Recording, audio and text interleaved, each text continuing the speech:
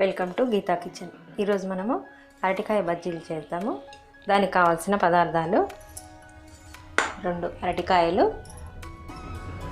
శనగపిండి 1 కప్పు, బియ్యం పిండి 1/2 కప్పు, సాల్ట్ 1/2 టేబుల్ స్పూన్, కారం 1/2 టేబుల్ స్పూన్, అల్లం వెల్లుల్లి పేస్ట్ 1/2 టేబుల్ స్పూన్, జీలకర్ర 1/2 టేబుల్ స్పూన్, పసుపు 1/2 టేబుల్ స్పూన్, వంట సోడా చిటికెడు, డీప్ ఫ్రైకి సరిపడా ఆయిల్. ఒక బౌల్ తీసుకొని దీంట్లో శనగపిండి,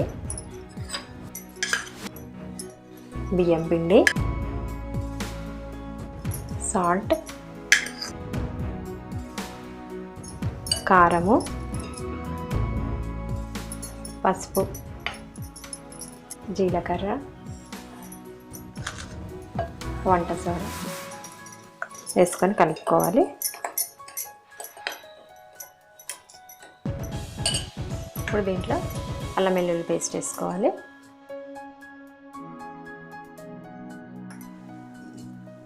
కొన్ని నీళ్ళు పోసుకుంటూ కలుపుకోవాలి. ఇంకా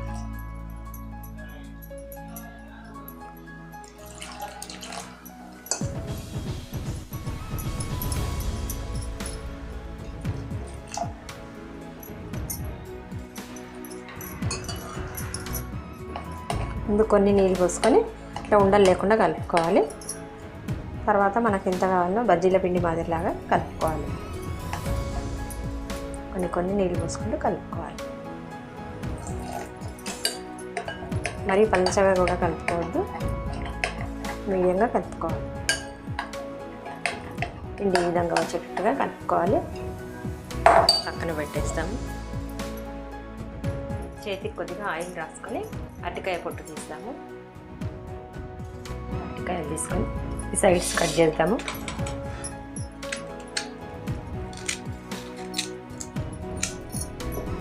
ఇటువైపు అటువైపు కట్ చేసుకోవాలి. పైన పొట్టు తీసేయాలి.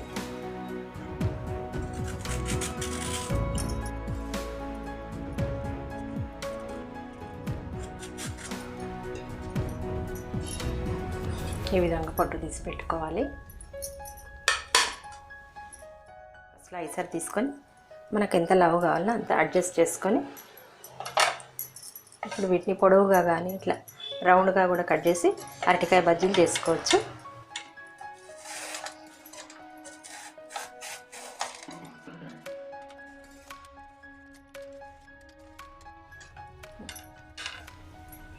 ఈ విధంగా వస్తుంది.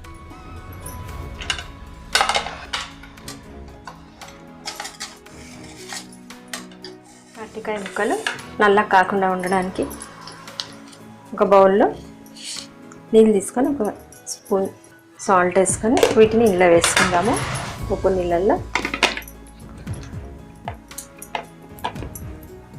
అరటికాయలు నల్లబడకుండా ఉంటాయి. స్టవ్ పైన డీప్ ఫ్రైకి ఆయిల్ పెట్టుకున్నాను. ఆయిల్ వేడైంది. ఇప్పుడు ఈ అరటికాయ ముక్కలు ఒక్కొక్కటిగా ఉప్పు నీళ్ళ నుంచి తీసి, నీళ్ళు ఏమి రాకుండా తీసి శనగపిండిలో ముంచుకోవాలి. ఆయిల్లో వేసుకుందాం. ఇలా అరటికాయ ముక్కలు ఇలా పిండిలో ముంచుకొని ఆయిల్లో వేసుకోవాలి.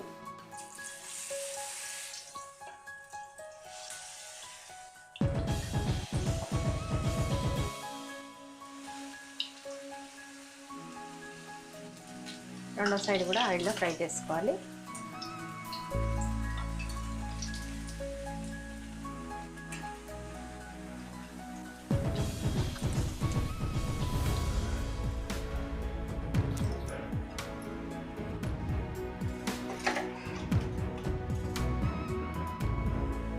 ఇదే విధంగా మిగిలిన అరటికాయ బజ్జీలు కూడా చేద్దాము. అరటికాయ బజ్జీలు చేయడం కంప్లీట్ అయింది. స్టవ్ ఆన్ చేద్దాము.